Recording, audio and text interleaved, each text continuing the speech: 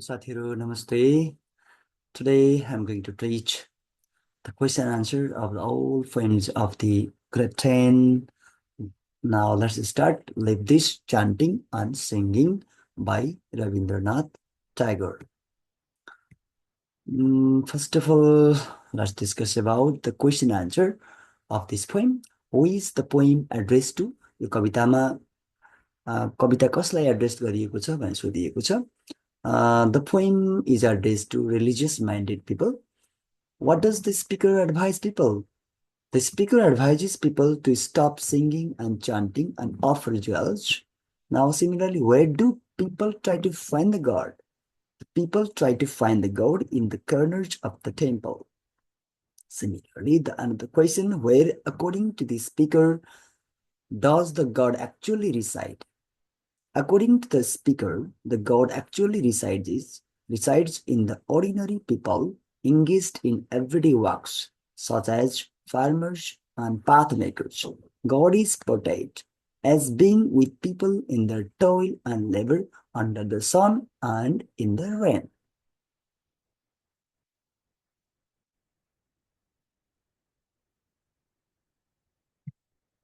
Now, let's go another question. How can people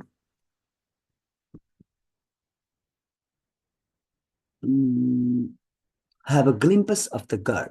Okay, people can have a glimpse of the God when they take off their holy mantle and come down to the soil.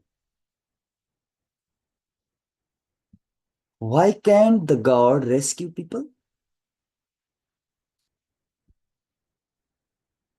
The God can rescue people because he has taken the bonds of creation and is bound with us forever. Number 3, what does the speaker ask people to do in the last stanza? In the last stanza, the speaker asks people to leave meditations, flowers, and incense and meet the God in soil and sweet. Okay, now let's go another point, the voice of the rain.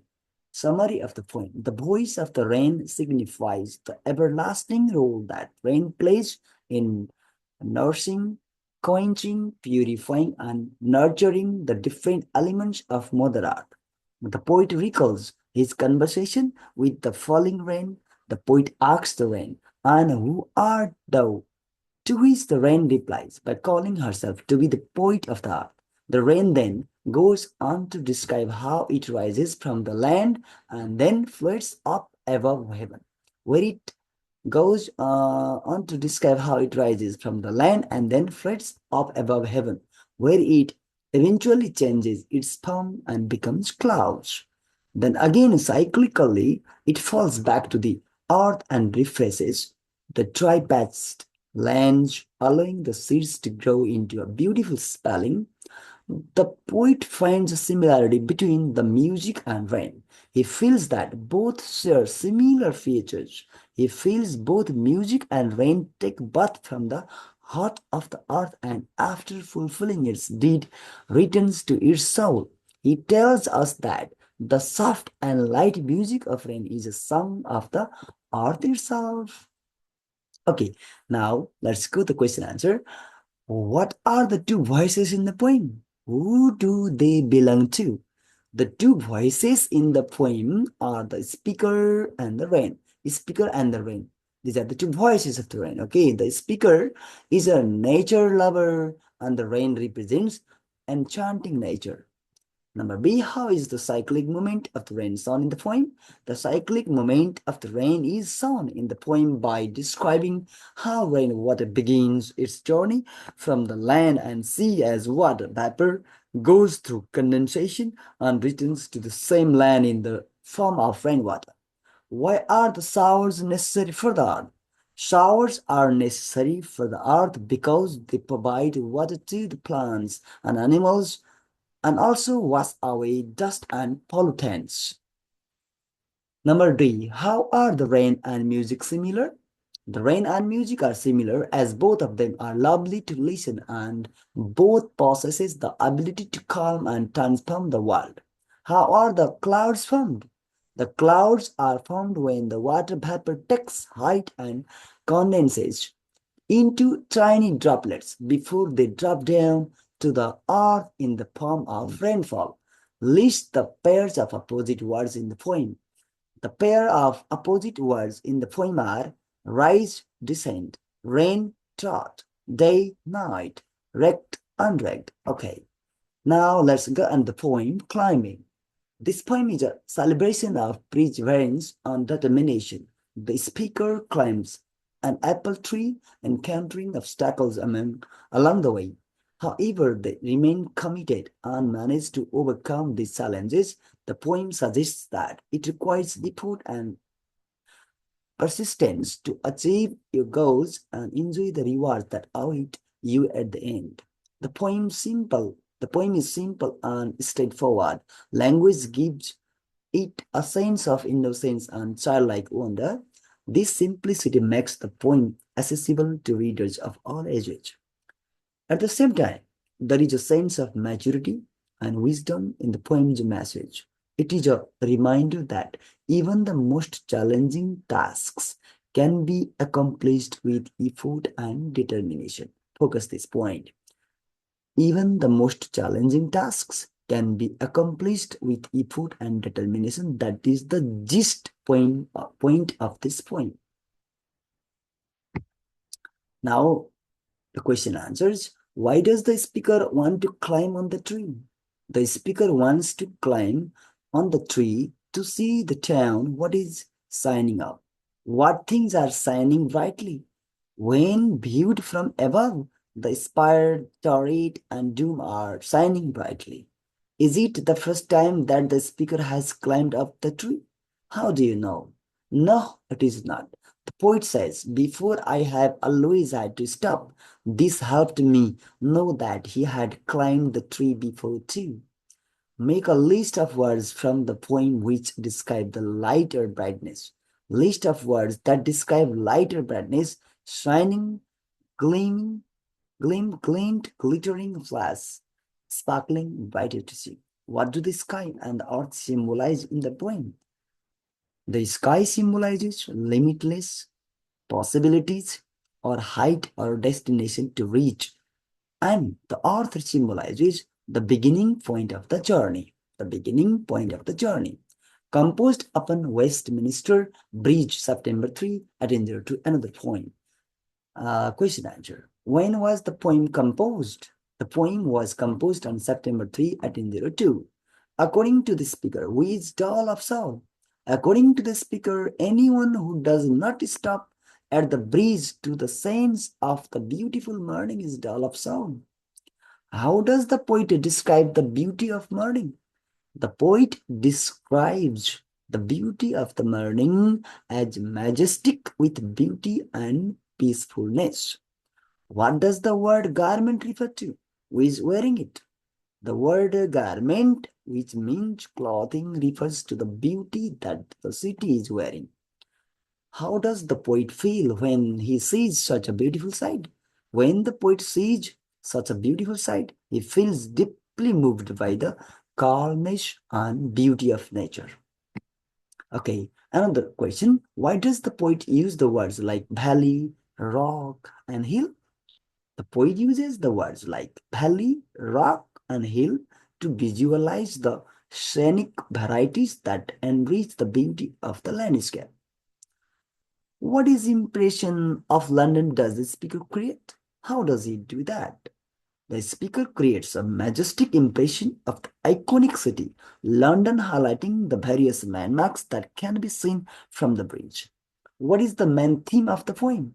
The main theme of the poem is the sublime beauty of the city with its peacefulness early in the morning. Okay, another poem, the weather. The poem Weather is about the relationship between nature and humanity. Especially, there are two stanzas in this poem Weather, one about spring, another about winter. In the first stanza, the poet is talking about the spring season. In this, spring season, especially nestlings learn to fly. Then nightingale sings its best song. Girls come out with their muslin dress, fine cotton embroidered, colorful dress. People made plan to visit South and East. These are the activities because spring is lively, lively, beautiful. That is the bright aspects of human life. Similarly, another stanza is about winter. It is cold, dull, lazy. Now let's go in the question answer. What do these nestlings do in the spring? In the spring, the nestlings fly. The nestlings fly. What? The nestlings fly. Nestlings fly. What does the nestling do? Sorry, nightingale do. The nightingale sings its best song in the spring. The nightingale sings its best song in the spring. Now, what do the girls come out in spring? The girls come out in spring by dressing in spring muslin, i.e., a fine cotton embroidered colorful dress. What plan do people make? People make plans to visit different places in the south and west. What happens to beaches in winter? In winter, beaches become brown and fade due to the weather's effect. Where do rooks go? Why do they migrate? Rooks go towards their home. They migrate because they need to search for warmer places. Does the poet enjoy the winter or the spring? Why? The poet enjoys the spring season. It is because, like birds, cuckoo, nightingale, and nestlings, and other people do, he also enjoys the spring seasons. Okay, now let's look at another point. If Rudyard Kipling provides inspirational insights into life. In the first stanza, the poet suggests us to keep calm, have self-trust, and bear truthfulness. According to the poet, it is important to be thoughtful about an action before undertaking it. Similarly, balancing between success and failure is another important quality of a successful person. In the third stanza, the poet suggests us to value our winnings. We must devote our intellect, heart, and muscle in the work we do. And we should always have a strong will to achieve success. In the final stanza, the poet suggests us to maintain our virtue no matter who we are with. Most importantly, we must realize the importance of time. Time and tide waits for no one. That's why give most value to the time. Now let's go in the question answer. What does the poet suggest about dealing with lies? The poet suggests that when being lied about, one should not deal with lies. What do you mean by not to be tired by waiting? Not to be tired by waiting means having the virtue of patience. Why should we not aim only to dream in life? We should not make our aim to dream in life because dreams should not control us. Instead, we should take action to achieve them. How do you think we can achieve our dream? We can achieve our dreams by taking practical steps to realize or achieve those dreams.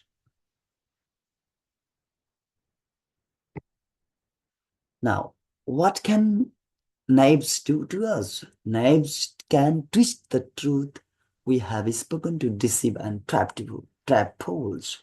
Why should we forget our failures in life?